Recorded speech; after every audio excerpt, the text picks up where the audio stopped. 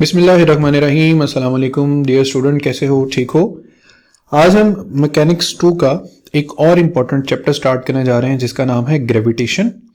Gravitation के chapter में ये 3 इम्पॉर्टेंट लॉन्ग क्वेश्चंस हैं, shell theorem, absolute potential energy और the very beautiful Kepler laws.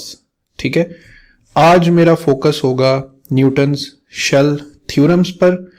Focus इस तरीके से होगा कि ज्यादा फोकस हम करेंगे इसकी डेरिवेशन पर, जो ज्यादा घबराहट का बायस होती है। काफी लंबी डेरिवेशन है, लेकिन उस पे मैं कुछ बड़े इंपॉर्टेंट पॉइंट्स तो मैं याद करवा दूंगा और हर दफा उन पॉइंट्स को रिकॉल करने पे ये डेरिवेशन कंप्लीट हो जाएगी। ठीक है, अब देखो लंबी डेरिवेशन जो होती है ना, उनको याद रखने का क्या तरीका होता है। कभी किसी नए शहर में तुम गुम जाओ और तुम्हें कोई रास्ता तलाश करना हो, तो तुम जिस भी जगह से गुजरोगे, क्योंकि वो तुम्हारे लिए नहीं होगी, तो वहां पर तुम कोई ना कोई निशानी सेट कर लोगे कि इस रास्ते पे वो फला बोर्ड नजर आ रहा है, तो इससे मुझे राइट होना है, इससे मुझे लेफ्ट होना है। सेम इसी तरह जो लंबी डेरिवेशंस होती हैं उन पर भी इस तरीके से चेक पॉइंट्स बनाया करो। चेक पॉइंट्स कि भाई मैं डेरिवेशन के इस हिस्से तक तो खुद पहुंच गया हूं, अब इससे आगे मैं ऐसा कौन सी बात याद रखूं कि मुझे डेरिवेशन का अगला हिस्सा याद हो जाए। तो न्यूटन शेल थ्योरम्स क्या हैं? फर्स्ट शेल थ्योरम और सेकंड शेल थ्योरम पहले डायग्राम से देख लो। डायग्राम में देखो, इस डायग्राम में क्या दिखाया जा रहा है कि ये एक यूनिफॉर्म डेंसिटी का शेल है, जिस पे हमने ये साबित करना है कि ये किसी बाहर पड़े हुए पॉइंट पर, वो पॉइंट जो इसकी बॉडी से बाहर है, उस पर ग्रेविटेशनल फोर्स एग्जर्ट करेगा, उस पर ग्रेविटेशनल फोर्स एग्जर्ट करेगा। ये साबित करना है हमने। और हमने दूसरा थ्योरम ये साबित करना है कि इसी स्फेरिकल शेल के अगर हम अंदर किसी मास को प्लेस कर दें तो ये उस पर कोई ग्रेविटेशनल फोर्स जो है वो अप्लाई नहीं करेगा। तो ये दो बातें समझने के बाद मैं यहां पर सामने स्क्रीन पर इन दोनों की स्टेटमेंट्स शो कर रहा हूं, और इन स्टेटमेंट्स का स्क्रीनशॉट भी ले सकते हो तुम, ताकि याद रहें। और मैं दोबारा पढ़ रहा हूं। पहला शेल थ्योरम क्या है कि uniformly dense spherical shell attracts an external particle as if all the mass of the shell were constructed या concentrated भी लिख सकते हो at its center। यानी तुमने साबित करना है कि एक यूनिफॉर्म डेंसिटी का जो शेल है वो एक बाहर वाले पॉइंट को ऐसे अपनी तरफ अट्रैक्ट करता है जैसे उस सारे शेल का मास कहां पर कंसेंट्रेटेड हो, उसके सेंटर पर। और सेकेंड शेल थ्योरम क्या है? A uniformly dense spherical shell exerts no gravitational force on a particle located anywhere inside it। ये यूनिफॉर्म डेंसिटी का स्फेरिकल शेल है, तो कोई भी पॉइंट मास तुम इसके दरमियान, इसके अंदर कहीं भी रख दोगे तो इसके ऊपर वो कोई फोर्स एग्जर्ट नहीं करेगा। इसको शेल थ्योरम की या शेल बनाकर समझाने के पीछे एक बड़ी मजे की लॉजिक है, वो लेक्चर के एंड में जाके मैं क्लियर करूंगा। उससे आपको ग्रेविटेशनल फोर्स की भी बड़ी अच्छी इंपॉर्टेंट चीजें समझ आएंगी। तो अब बढ़ते हैं हम नेक्स्ट स्लाइड की तरफ। तो यहां पर तो वो पूरी पिक्चर बनी हुई है ना, जिसके जरिए हमने डेरिवेशन करनी है। और अब इस नेक्स्ट स्लाइड पर बच्चों, ये तो होगी कंप्लीट डायग्राम जिसको हमने आगे जाके सॉल्व करना है, लेकिन कंप्लीट डायग्राम से पहले इस शेल को बेटर अंडरस्टैंड करना जरूरी है। तो फर्ज कर लो कि इस शेल का जो रेडियस है वो कैपिटल आर है, और इस शेल का जो टोटल मास है वो एम है। तो मास तो बराबर होता है डेंसिटी टाइम्स वॉल्यूम के। ठीक है, अब इस शेल का रेडियस तो आर है और इस शेल की कुछ थिकनेस भी है, और इस थिकनेस को हम नाम देंगे टी थिकनेस का। तो डेंसिटी लिखी। अब जो वॉल्यूम है उसको हम area multiply by another dimension, let's say thickness ही लिख देते हैं। तो देखो density multiply by area of sphere क्या होता है, 4 पाई आर स्क्वायर, और साथ क्या मल्टीप्लाई हो रही है, थिकनेस। तो याद रखना, इसको अपने पास लिख लो कहीं पर, आगे इस बात में काम आना है कि जहां कहीं हमारे पास ये फैक्टर बना density into 4 pi are square multiply by thickness, तो ये क्या होगा, ये इस शेल का मैस होगा। और मैस की आगे बड़ी इंपॉर्टेंट जो है वो कैलकुलेशन है। फिर इससे आगे हमने क्या करना है, हमने कुछ समरी पॉइंट्स जिन में रखने हैं। वो समरी पॉइंट्स क्या है? सबसे पहले न्यूटन्स का ग्रेविटेशनल फॉर्मूला लिखेंगे हम, न्यूटन्स ग्रेविटेशनल फॉर्मूला लिखेंगे। उसमें हम मास एलिमेंट की वैल्यू पुट करेंगे। मास एलिमेंट क्या होगा? मास एलिमेंट डीएम होगा। अभी आगे जाकर इस डीएम का पता चल जाएगा। फिर हमने इसमें, ये मैं वो चेक पॉइंट्स बता रहा हूं जो मैंने कहा था लंबे रास्ते पे जो चीजें याद रखनी होती हैं, ठीक है। फिर हमने एक ट्राइंगल है उसको सॉल्व करना होगा for the value of sine theta and cos theta. उसके बाद हमने लिमिट्स अप्लाई करके इसको इंटीग्रेट करना है। अब लिमिट्स बहुत काम की हैं यहां पर। लिमिट्स ऐसे अप्लाई करनी है कि एक मर्तबा तो ये लगे कि पार्टिकल जो है वो स्फेयर से आउटसाइड है, और एक दफा लिमिट्स ऐसे अप्लाई करनी है कि जो पार्टिकल है वो स्फेयर के इनसाइड है। वो फिर लिमिट्स भी आगे जाके मैं एक्सप्लेन करता हूं। जब ये चंद काम तुम ठीक से कर लोगे तो तुम्हारा फाइनल फॉर्मूला बिल्कुल ठीक से डिराइव हो जाएगा। जो फाइनल फॉर्मूला होगा G M M over R square. और यही हमारे पास न्यूटन्स ग्रेविटेशनल लॉ है कि पूरा शेल किसी आउटसाइड पार्टिकल पर ऐसे फोर्स लगाता है जैसे वो कंसंट्रेटेड हो किस पॉइंट पर, उसके सेंटर पर। इस टॉपिक में आगे बढ़ने के लिए हमें कुछ मैथमेटिकल टेक्निक्स जहन में रखनी है। Number 1 mass of the shell, वो भी मैं बता चुका हूं, 4 pi are square density into thickness. ठीक है, इसको जहन में रखना। पाइथागोरस थ्योरम क्या होता है? Hypotenuse square is equal to perpendicular square plus base squared. Sine cos derivative, ये बड़े काम की चीजें हैं। साइन का डेरिवेटिव क्या होता है? Cos theta. और कॉस का डेरिवेटिव क्या होता है? Minus sine theta. और इंटीग्रेशन रूल्स जो हैं वो obviously you are a graduation level student, तो इंटीग्रेशन के इसमें कोई मुश्किल रूल्स इस्तेमाल नहीं होने। तो ये स्लाइड तुम्हें बेसिकली रास्ता बता रही है कि तुमने किन किन ट्रैक्स पर चलना है। इस स्लाइड पे आगे बढ़ने से पहले ना इस स्लाइड को याद कर लेना, क्योंकि इसी स्लाइड ने तुम्हारा काम जो है वो आसान करना है। इसे आगे बढ़ते हैं। तो यहां पे देखो मैंने टेनिस बॉल भी यहां पर बनाकर दिखाई है ताकि शेल का और आइडिया क्लियर हो। टेनिस बॉल भी थिक होती है ना, इसके एक अपर सरफेस है रबर का, एक लोअर सरफेस होगा, और अंदर से ये बिल्कुल क्या होगी? एम्प्टी होगी। ऑलराइट, तो अब जरा इस डायग्राम को हम क्रिएट करते हैं या समझते हैं। तो देखो इस डायग्राम को मैं पहले रिक्रिएट कर देता हूं, रिक्रिएट करता हूं ताकि कुछ चीजें अच्छे से क्लियर हो जाएं। ठीक है, ये जैसी भी डायग्राम बन रही है जरा बर्दाश्त करना, क्योंकि मैं एक्सप्लेन ऊपर वाली डायग्राम से करूंगा। तो देखो ये मैंने एक स्फेरिकल शेल बना लिया, ये मैंने इसका रेडियस मेंशन कर दिया आर। ठीक है, चलो यहां मेंशन कर देते हैं। अब अगला काम ये करना है कि इसमें तुमने एक कर्व सा रिंग सपोज कर लेना। ये एक रिंग है, ठीक है, और उस रिंग को यूं हाईलाइट कर लो। मैं फिर कह रहा हूं, ये मैं सिर्फ समझाने के लिए बना रहा हूं। एक्चुअल में इस डायग्राम से हम सारा जो कॉन्सेप्ट है वो क्लियर कर लेंगे। तो देखो ये जो रिंग है, इस रिंग को वापस सेंटर से जरा कनेक्ट करो। तो इस रिंग में इस जगह पर जो एंगल बन रहा है और इस जगह पर जो एंगल बन रहा है, यहां पर जो एंगल बन रहा है उसको नाम देना थीटा का, और इस जगह पर ये जो स्मॉलर एंगल बन रहा है इसको नाम दे देना डी थीटा का। ठीक है, अब इस एंगल ने यहां पर जो सर्कमफेरेंस कवर किया हुआ है, ठीक है, अब देखो ये लाइन किसके बराबर है? ये पूरी लाइन, मैं इसको रेड कर देता हूं, ये वाली पूरी लाइन किसके बराबर है? रेडियस के। तो अगर ये लाइन रेडियस के बराबर है और एंगल डी थीटा है, तो यहां पे हम लिख सकते हैं ना S is equal to R D theta. तो ये बात जरा ज़हन में रख लेना कि ये जो छोटी सी आर्क लेंथ बन रही है किसके बराबर है? आर डी थीटा के। उससे अगली बात, यहां पर जो एंगल बन रहा है थीटा। अब ये जो रेडियस है वो यहां पर इस जगह पर बेसिकली रेडियस के दो कंपोनेंट्स बन रहे हैं। ये वाला कंपोनेंट बन रहा है आर साइन थीटा, और ये मैं जिसको ग्रीन कलर में हाईलाइट कर रहा हूं, ये कंपोनेंट मेरे पास बन रहा है आर कॉस थीटा। ठीक है, डायग्राम का ये वाला हिस्सा पहले गौर से समझ लो, आर साइन थीटा। अब आर साइन थीटा क्या है? ध्यान से बात सुनना। ये जो हमने ब्लू कलर का सारा रिंग सपोज किया है, जिसको मैं अब ग्रीन करने लगा हूं, ये सारा, इस पूरे स्मॉल एलिमेंट का, स्मॉल मास एलिमेंट का, अच्छा इस स्मॉल एलिमेंट का नाम डी एम है। ठीक है, इसका जो रेडियस है वो आर साइन थीटा है। आर साइन थीटा क्या है? Radius of the ring that we have assumed.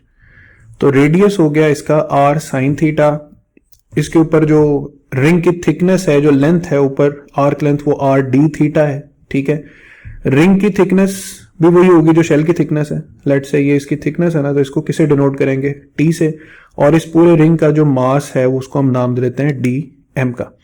तो डायग्राम का ये हिस्सा पहले ड्रॉ करना है। अब देखो यहाँ पर ये सारी चीजें बनी हुई हैं, लेकिन थोड़ा सा टाइटली बनी है, इसलिए मैंने यहाँ पे समझा दी।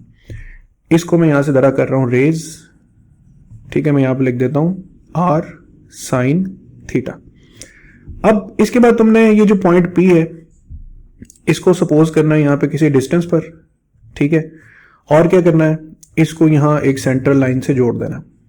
ठीक, अब रिंग का ये वाला हिस्सा इसको अपनी तरफ अट्रैक्ट करेगा एट एन एंगल अल्फा। इसका डिस्टेंस यहां से तुमने मेंशन कर देना है x। सेम इसी तरह ये वाला मास एलिमेंट अपनी तरफ अट्रैक्ट करेगा और ये भी डिस्टेंस तुमने मेंशन कर देना है x, और यहां पर एंगल बनेगा अल्फा। तो हमें जो फोर्स अब कंसीडर करनी है वो तो टुवर्ड्स द सेंटर करनी है। तो ध्यान से देखो, ये जो हमारे पास फोर्स लग रही है, gravitational force towards the shell, इसके दो कंपोनेंट्स बन रहे हैं। ठीक है, अब असल तो फोर्स की ये वाली लाइन है, लेकिन इसके कंपोनेंट्स देखो तो ये जो लाइन है ये क्या बनेगी, F cos अल्फा, और इस तरह से एक परपेंडिकुलर कंपोनेंट बन रहा होगा F sin अल्फा। अब परपेंडिकुलर कंपोनेंट को कंसीडर करने की जरूरत नहीं है, क्योंकि जो फोर्स लग रही है वो टुवर्ड्स द सेंटर लगनी चाहिए, यही हमें प्रूव करना है। तो उसी कंपोनेंट को हम कंसीडर कर लेंगे। तो लिहाजा हमारे पास जो मेन फोर्स बनेगी वो बनेगी DF is equal to GM DM divided by x square cos of alpha. ये बेसिकली वो फोर्स है, और ये फोर्स का वो कंपोनेंट है जो टुवर्ड्स द सेंटर काम कर रहा है। G ग्रेविटेशनल कांस्टेंट, M जो है ये बाहर वाला मास M है, DM क्या है, इस रिंग का मास जो हमने अज्यूम किया है, और इस रिंग से ये मास कितने फासले पर पड़ा हुआ है, x डिस्टेंस पर पड़ा हुआ है। सो रिमेंबर स्टूडेंट्स, इस फॉर्मूला ने फाइनली किस शक्ल में चले जाना है, F is equal to GMM over R square. लेकिन इसको यहां से यहां तक ले जाने में हमें जो मुशक्कत करनी है वो अभी तुम्हें नजर भी आ जाएगी। तो मैं अब, अगर इसका स्क्रीनशॉट लेना है तो स्क्रीनशॉट ले लो, क्योंकि मैं अब एक्स्ट्रा डायग्राम्स को कर रहा हूं रेस। इस डायग्राम्स को तुमने खुद से ड्रॉ करना है, बनाना है, और अब हम डेरिवेशन के अगले हिस्से पर चलते हैं। तो स्टूडेंट देखो, सबसे पहले क्या किया हमने, फोर्स का एक स्मॉल एलिमेंट कंसीडर किया जो किसके बराबर है, GM DM by x square into cos of alpha. इसको हम नाम दे देते हैं इक्वेशन नंबर 1 का। अब इसमें जरा अगला हल हमें निकालना है इस DM का। तो दोबारा से मैं लिख रहा हूं DM, लेट्स कलर चेंज कर लेते हैं, DM is equal to density into volume. तो DM हो गया डेंसिटी इंटू वॉल्यूम। अब हम इसको आगे फर्दर सॉल्व करते हैं। DM इज इक्वल टू, तो डेंसिटी तो इसकी यूनिफॉर्म ही है। अब वॉल्यूम जो होगा वो length multiply by width multiply by thickness. ठीक है, इन तीन चीजों को मल्टीप्लाई करते हैं। तो देखो डेंसिटी लिखी, अब लेंथ इसकी क्या है, सरकमफेरेंस 2 पाई r साइन थीटा। जैसे 2 पाई r होता है ना सरकमफेरेंस, यहाँ पे 2 पाई r साइन थीटा हो जाएगा, क्योंकि r साइन थीटा इसका रेडियस है। विड्थ हमारे पास आ जाएगी r d थीटा, ये लिखा हुआ है r d थीटा, जो इसकी विड्थ है, जो सरकमफेरेंस पे इसकी आर्क लेंथ है। और जो थिकनेस है वो ऑटोमेटिकली t के बराबर है। ठीक है, तो अब हमारे पास जो dm आएगा फैक्टर, वो आ जाएगा, इसको पूरे को आपस में मल्टीप्लाई करते हैं, 2 पाई r square rho t sine theta d theta. ठीक है, और इस फैक्टर को अब हमने इस इक्वेशन में dm की जगह पे रिप्लेस करना है। तो dm के लिए यहां पर हमने थोड़ी सी ब्लैंक स्पेस छोड़ दी, साथ हमने अपना वही कॉज अल्फा लिख लिया। तो अब देखो क्या लिखना है, 2 pi are square rho T sine theta D theta. इसको हम नाम दे देते हैं इक्वेशन नंबर किसका, 2 का। और अब जरा इस इक्वेशन को थोड़ा सा रीराइट कर लो।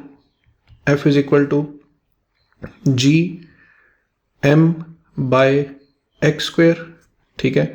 ब्रैकेट्स में लिख लो 2 pi are square rho T, और साइन थीटा डी थीटा को अलग कर लो, साथ कॉज अल्फा लिख लो, ताकि तुम्हें एक और चेक पॉइंट ध्यान में रहे कि अब तुमने डेरिवेशन के अगले हिस्से में एक वैल्यू फाइंड करनी है साइन थीटा की और एक वैल्यू फाइंड करनी है कॉस थीटा की।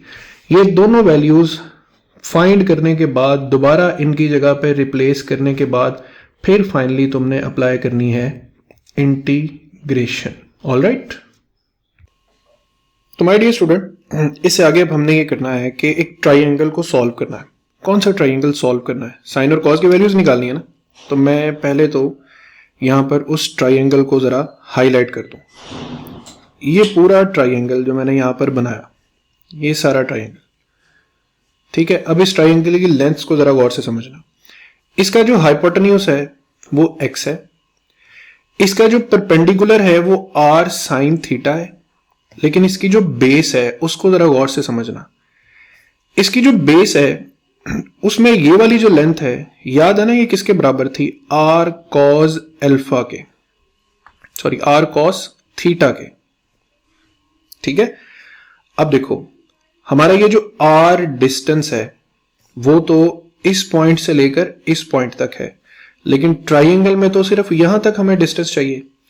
तो ये अब हम क्या करेंगे कि हम ये वाला r, जो ये वाला बेस वाला डिस्टेंस है, ये जितना मैं अब ग्रीन में इनसर्कल कर रहा हूं, ये डिस्टेंस होगा r minus r cos theta, ठीक है। मैं जितने हिस्से को हाईलाइट कर रहा हूं बस वो हिस्सा अब आगे दोनों वैल्यूज के लिए सॉल्व होगा। मैं फिर ज्यादा बता रहा हूं कि मैं डेरिवेशन बेस्ड लेक्चर डिलीवर कर रहा हूं, कॉन्सेप्ट तो बाद में भी क्लियर हो जाएगा। ऑब्वियसली कॉन्सेप्ट इतना मुश्किल नहीं है, सिर्फ इस ट्राइंगल को सॉल्व करना है। अब इसमें ज़हन में रख लो, इसमें हाइपोटेन्यूज क्या है, x, ये हाइपोटेन्यूज है। इसमें परपेंडिकुलर क्या है, r साइन थीटा, और इसमें जो बेस है वो ये पूरा फासला नहीं है, सिर्फ यहां तक है, और वो फासला मैं फिर लिख रहा हूं किसके बराबर है, r minus r cos theta.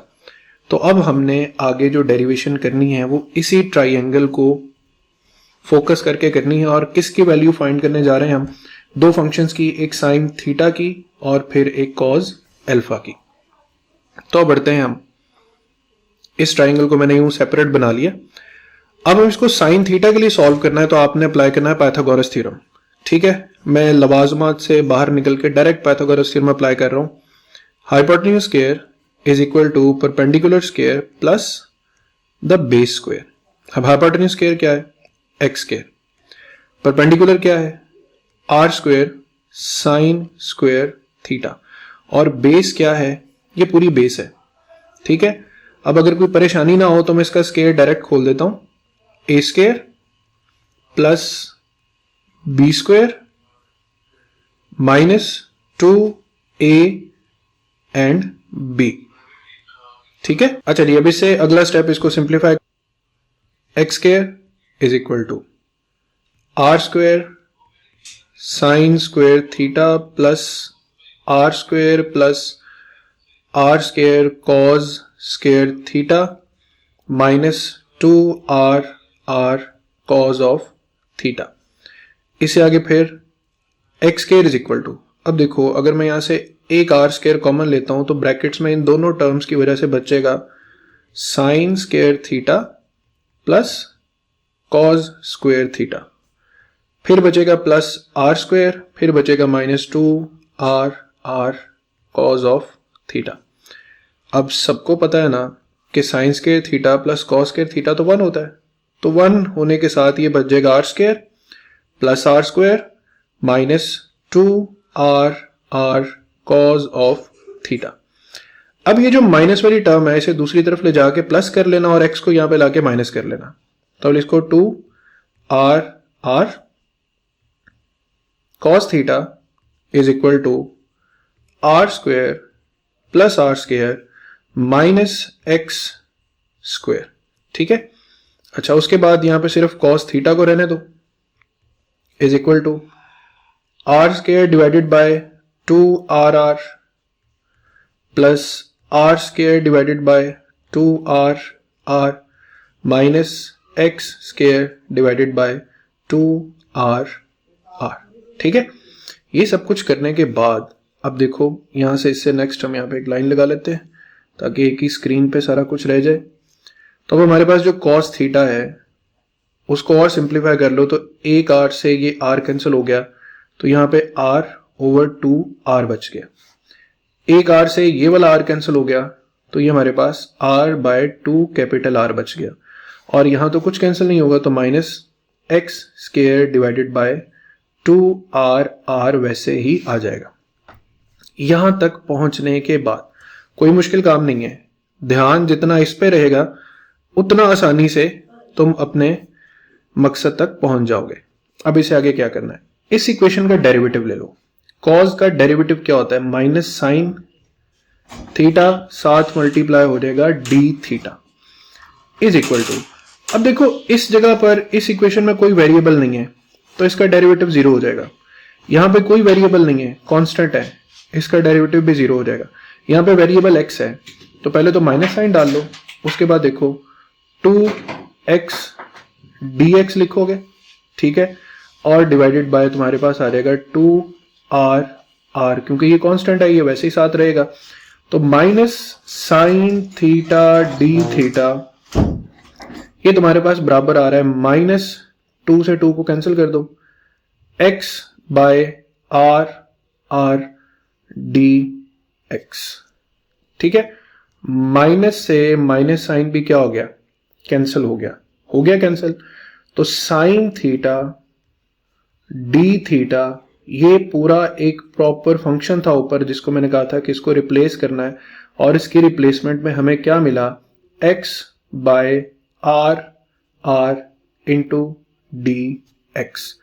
तो ये हमारा पहला पड़ाव मुकम्मल हो गया, sine square D theta is equal to X by R D X. इसको रट्टा लगाओ यहीं पे खड़े खड़े, साइन थीटा डी थीटा की जगह क्या लिखना है, x by R into D X, X by R into D x. और उसके बाद एक और चीज इनमें रखना, अब मैं जिसको हाईलाइट कर रहा हूं, जिस चीज को इसने आगे काम आना, cos theta is equal to this whole factor cos theta. इसको जरा रजिस्टर्स पर अपने पास साइड पे कहीं लिख लो, इस वैल्यू ने हमें दोबारा भी काम आना है, cos थीटा की इस वैल्यू ने। तो अब हम चलते हैं डेरिवेशन के अगले हिस्से पर जहां पर हम cos अल्फा को सॉल्व करें। हाँ तो नौजवानों, अब हम इसको सॉल्व करते हैं for the value of cos alpha. तो देखो अगर मैं यहां पर लिखता हूं cos अल्फा, तो cos अल्फा किसी भी राइट एंगल ट्राइंगल में बराबर होता है बेस ओवर इट्स हाइपोटेन्यूज। अब देखो cos alpha is equal to base क्या है, r minus r cos theta, और हाइपोटेन्यूज क्या है, x। अच्छा जब इसे नेक्स्ट स्टेप में cos alpha is equal to, इसको थोड़ा सिंप्लीफाई कर लो, 1 ओवर x बाहर लिख लो, r माइनस r, और अब जो cos थीटा है उसकी वैल्यू ऊपर मैंने हाईलाइट की थी ना कि ये वैल्यू हमने यूज करनी है। ठीक है, तो ऐसा करते हैं हम इस वैल्यू की बजाय cos थीटा को यहां से पिक कर लेते हैं, क्योंकि यहां से ये पिक करना आसान है। तो ऐसा कर लो कि इस वैल्यू को मैं थोड़ा सा पहले साइड पे हटा दूं ताकि तुम्हें नजर आ जाए कि मैं क्या वैल्यू पिक करने लगा हूं। इसको थोड़ा सा नीचे कर लेते हैं और यहां पर हम दोबारा एक आसान सी वैल्यू लिख लेते हैं कि देखो cos थीटा यहां से क्या बन रहा है, R square plus R square minus X square divided by 2RR। तो ये वाली वैल्यू, क्योंकि इसी के बाद वो दूसरी वैल्यू बनी है, लेकिन ये हमें ज्यादा काम आएगी हमारी डेरिवेशन में। तो अब इस वैल्यू को मैं देख कर यहां पर दोबारा लिख देता हूं ताकि तुम्हारे सामने रहे। तो हमारे पास देखो cos थीटा की जगह पे क्या आ रहा है, R square plus R square minus X square divided by 2r into R, और ये हमारे पास ब्रैकेट्स क्लोज हो जाएंगे। तो अब इसी से आगे इसको फर्दर सॉल्व करना है। तो अब इसके बाद cos alpha is equal to 1/x। अब देखो ब्रैकेट्स में नीचे टर्म सिर्फ 2r बच गई है, तो जो 2r टर्म है ये इसका एलसीएम आ जाएगा। ठीक है, एलसीएम आ जाएगा तो यहां बनेगा हमारे पास 2r स्क्वायर, क्योंकि इसके नीचे तो 1 है। फिर बचेगा माइनस दिस r स्क्वायर, फिर माइनस दिस r स्क्वायर, और माइनस माइनस क्या हो जाएगा plus x square. Again cos alpha is equal to 1/x। अब देखो 2r square minus r square, r square minus r square plus x square divided by 2r। तो यहां पर मेरे पास cos अल्फा की वैल्यू भी आ जाएगी, जिसको मैं rewrite minus r square plus x square divided bye 2 into r, और साथ यहां पर x भी मल्टीप्लाई हो जाएगा। तो ये हमारे पास cos अल्फा की वैल्यू आ गई। और ये वैल्यूज हम क्यों फाइंड कर रहे हैं साइन थीटा डी थीटा की और cos अल्फा की, क्योंकि फिर याद करो कि इन दोनों वैल्यूज को हमने फर्स्ट इक्वेशन में रिप्लेस करना है। जी तो माय डियर स्टूडेंट, अब देखो हमने ट्राइंगल सॉल्व कर लिया, और मैंने ये कहा था कि इस ट्राइंगल से एक वैल्यू निकाल लेना साइन थीटा डी थीटा की, और एक वैल्यू निकाल लेना cos अल्फा की। अब ये दोनों वैल्यूज, इनको किन्हीं इक्वेशंस का नाम दे लेना और नंबरिंग दे लेना, और अब इन दोनों वैल्यूज को हमने पिक करना है, और हमने अपनी मेन इक्वेशन जो हम ऊपर लिख कर आए थे, that D F is equal to G M by X square 2 pi are square rho T sine theta D theta and cos alpha. तो यहां पर इसकी वैल्यूज पुट करते हैं, बहादुरी से पुट कर लेना वैल्यूज, डरना नहीं इक्वेशन से। G M by x square 2 pi are square rho T, खुला खुला करके लिख रहा हूं किसी मकसद के लिए। साइन थीटा डी थीटा की वैल्यू क्या है, x by r into r d x, और cos अल्फा की वैल्यू हमारे पास क्या है, ब्रैकेट्स में लिख लो r square minus are square plus x square divided by 2r x। ठीक है, अब बहुत कुछ कैंसिल भी हो रहा है। देखो एक r से ये एक r कैंसिल हो रहा है, एक x के साथ ये वाला x कैंसिल हो रहा है। ठीक है, और अब हमारे पास जो इक्वेशन है ये रीराइट होने पर इसको जरा तरतीब से लिख लेना। df is equal to, brackets में अब जो टर्म्स आपने एक साथ लिखनी है 2 pi G M R rho t. ठीक है, इसको लिखने के बाद डिवाइडेड बाय ये वाला r और ये वाला r। ठीक है, ये बन जाएगा r स्क्वायर। एक और चीज ऊपर कट करना रह गई थी, इस 2 ने इस 2 से भी कैंसिल हो जाना है, तो यहां पर 2 की जरूरत नहीं पड़ेगी। ठीक है बच्चों, और उसके बाद जो नेक्स्ट ब्रैकेट्स है उसमें क्या बच गया, R square minus are square, ठीक है, plus x square divided by x square into D x. ये वाला एक्स स्क्वायर यहां पर नीचे लाके लिख दिया। ठीक है, बड़ी एहतियात के साथ, ज्यादा तेजी ना दिखाना, यहां पर काफी सारी टर्म्स हैं तो जो है मिक्स हो सकता है। इसके बाद D F is equal to pi G M R rho T divided by R square को एक तरफ लिखने के बाद अब इसको अलग अलग डिवाइड कर लो। R square minus are square divided by x square d x, ये एक इंटीग्रेशन फैक्टर बना लो, plus x square divided by x square into D x, ये एक और इंटीग्रेशन फैक्टर बना लो। ठीक है, अब इसी फैक्टर को आगे लेकर चलते हैं। D F is equal to pi G M R rho T divided by R square, और ब्रैकेट्स में अब यूं कर लो कि R square minus are square divided by X के डी एक्स को तो अभी वैसे ही लिख लो। ठीक है, प्लस, अब देखो यहाँ पर एक्स स्क्वेयर से कैंसिल हो जाएगा, तो यहाँ पे सिर्फ डी एक्स बच जाएगा हमारे पास। ऑलराइट, अब यहाँ पर हमें इंटीग्रेशन करनी, तो इंटीग्रेशन की लिमिट्स को जरा समझ लो। ये हमारे पास स्फेरिकल शेल है और ये पॉइंट आर है हमारे पास, ये स्फेयर का अपना रेडियस है और इस पूरे डिस्टेंस का नाम जो है वो स्मॉल आर है। अब जो लिमिट अप्लाई करनी है ना, वो आर माइनस आर से लेकर आर प्लस आर तक अप्लाई करनी है, ठीक है। यानी आर माइनस आर का मतलब ये है, इस पूरे डिस्टेंस में से इस डिस्टेंस को माइनस कर दो, तो इसका मतलब है कि तुम यहां पर खड़े हुए हो, ठीक है। और आर प्लस आर का मतलब है कि ये पूरा डिस्टेंस आर, जिसको मैंने ब्लू कर दिया है, प्लस आर, तुम यहां पर खड़े हो। यानी हम लिमिट्स में पूरे स्फेरिकल शेल के जरिए किस पॉइंट पर फोर्स अप्लाई कर रहे हैं, इस आउटसाइड पॉइंट पर। तो लिमिट समझने के बाद ना बात क्लियर हुई हो तो दोबारा इस हिस्से को देख लेना। अब मैं लिमिट्स अप्लाई कर रहा हूं, दोनों तरफ इंटीग्रेशन अप्लाई कर दो। D F is equal to pi G M R rho T divided by are square limit. अब देखो R square minus are square को तो साइड पे कर दो ना, लिमिट अप्लाई कर दो आर माइनस आर से लेकर आर प्लस आर तक, और यहां पर d x by x square आ जाएगा, प्लस लिमिट अप्लाई कर दो आर माइनस आर से लेकर आर प्लस आर तक, और यहां पर डी एक्स आ जाएगा, एंड सो ऑन, ठीक है। अब तुम्हें बस इंटीग्रेशंस पता होनी चाहिए,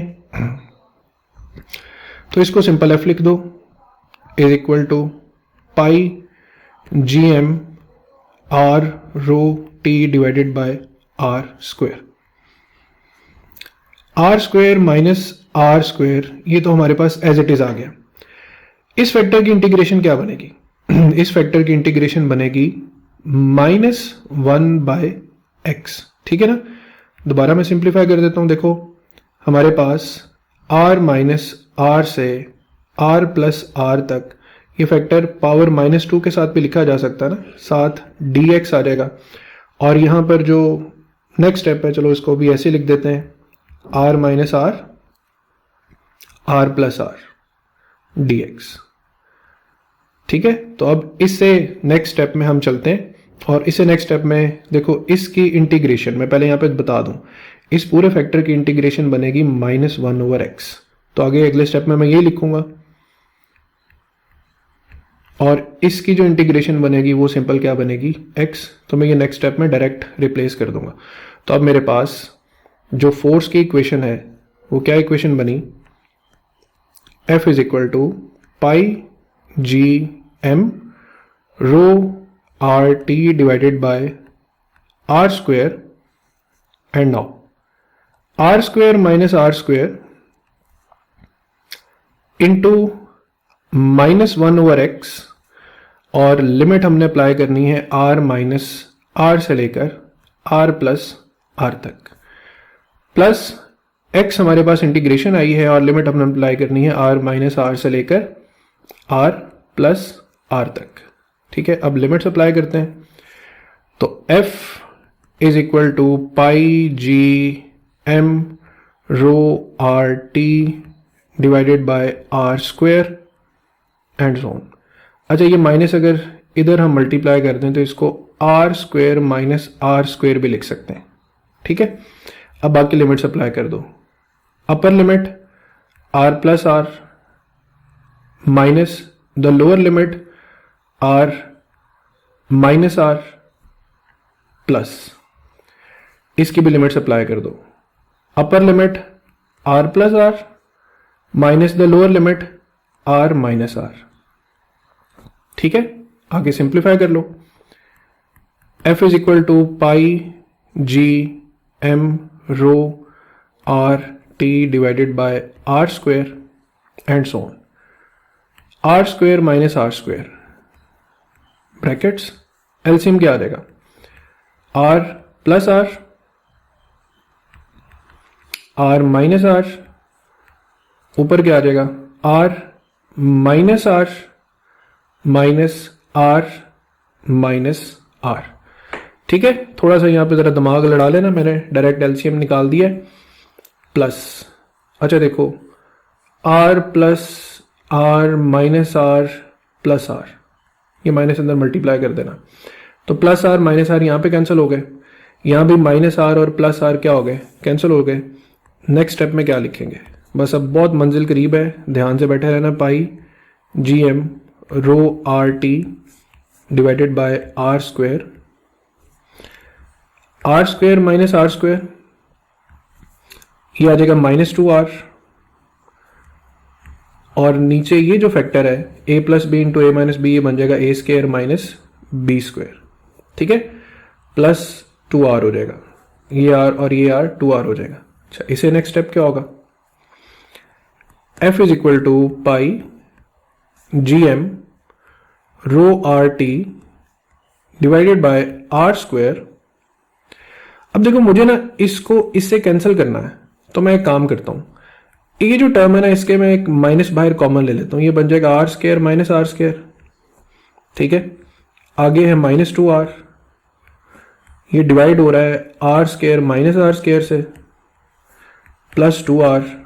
तो देखो बहुत करीब आ गए हम, ये फैक्टर इससे हो गया कैंसिल। और इसके बाद क्या होगा, f is equal to pi G M rho are T by R square, और ब्रैकेट्स में बच गया ये माइनस माइनस क्या हो गया प्लस, तो प्लस 2r, ये मेरे पास क्या बन गया, ये तो मेरे पास आ गया f is equal to pi G M rho R T divided by R square into 4r। अब इस 4r को जरा साथ बेहतरीन तरीके से एडजस्ट कर दें, तो f is equal to 4 pi are square rho T G M over R square. Lecture के स्टार्ट में हमने mass of the spherical shell क्या निकाला था, डेंसिटी इनटू वॉल्यूम। डेंसिटी और वॉल्यूम क्या था, एरिया जो था 4 पाई आर स्क्वायर, और थिकनेस क्या थी t, तो mass of the spherical shell क्या था 4 pi are square rho T. तो इस सारे फैक्टर की जगह पर हम कैपिटल M भी तो लिख सकते हैं, तो यही तो हम प्रूव करने जा रहे थे। F इज इक्वल टू जी, इस सारे की जगह पर M, फिर M ओवर R स्क्वायर। तो यही हमने प्रूव करना था कि पूरा स्फेरिकल शेल आउटसाइड मास पर ऐसे फोर्स लगाता है जैसे वो सारी फोर्स कंसंट्रेटेड हो एट द सेंटर, और आर स्क्वायर इस बात की जीती जागती दलील है। तो ये हमने फर्स्ट स्फेरिकल शेल जो है वो प्रूव कर दिया। और अब माय डियर स्टूडेंट, अब हमें एक बहुत सिंपल से डेरिवेशन से प्रूव करना है कि सेकंड शेल थ्योरम हमें ये कहता है कि किसी भी इनसाइड पॉइंट पर जो ग्रेविटेशनल फोर्स लगेगी वो क्या होगी, 0 होगी। तो अब इनसाइड पॉइंट के लिए लिमिट क्या सेट करनी है, तो समझ लो ये हमारे पास स्फेरिकल शेल है, ये स्फेरिकल शेल का रेडियस r है, और यहां पर फर्ज कर लो तुम एक पॉइंट p या प्लेस कर देते हो मास m, और इसके डिस्टेंस को मैं ये ब्लू से डिनोट कर रहा हूं, इसके डिस्टेंस को मैं नाम दे रहा हूं r का। अब तुमने लिमिट्स के जरिए कैसे समझाना है कि तुम इनसाइड हो, तो लोअर लिमिट रख लेना r माइनस r, यानी ये जो डिस्टेंस r है इसमें से ये सारा डिस्टेंस r कर देना माइनस। ठीक है, तो इससे पता चलेगा कि तुम इस पॉइंट पर हो, ये लोअर लिमिट होगी। और अपर लिमिट क्या रख दोगे, r प्लस r, यानी ये r डिस्टेंस प्लस ये r डिस्टेंस।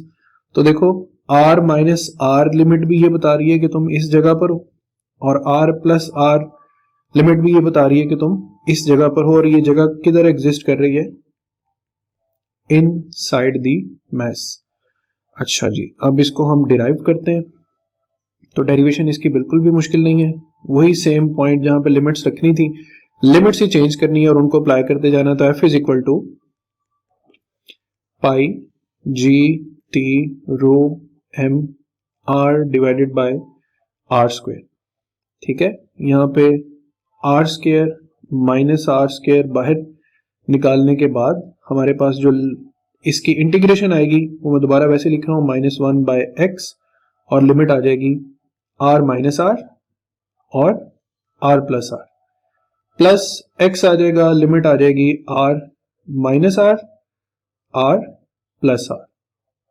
इसके बाद लिमिट अप्लाई कर देते हैं, pi G T rho M R divided by are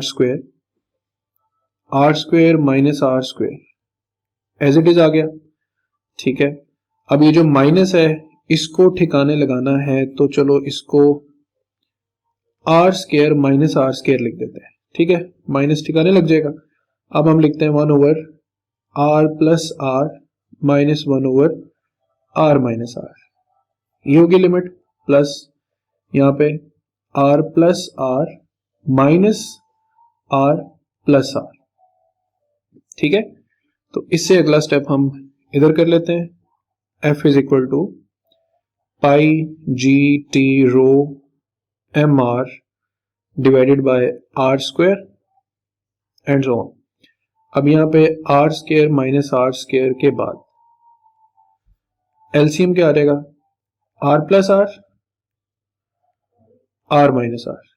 ठीक है, और ऊपर आ जाएगा R minus R minus small R, और उसके बाद प्लस ब्रैकेट्स में क्या आ जाएगा हमारे पास 2r, स्मॉल वाला 2r, क्योंकि प्लस वाला तो बड़े वाला कैंसिल हो जाएगा।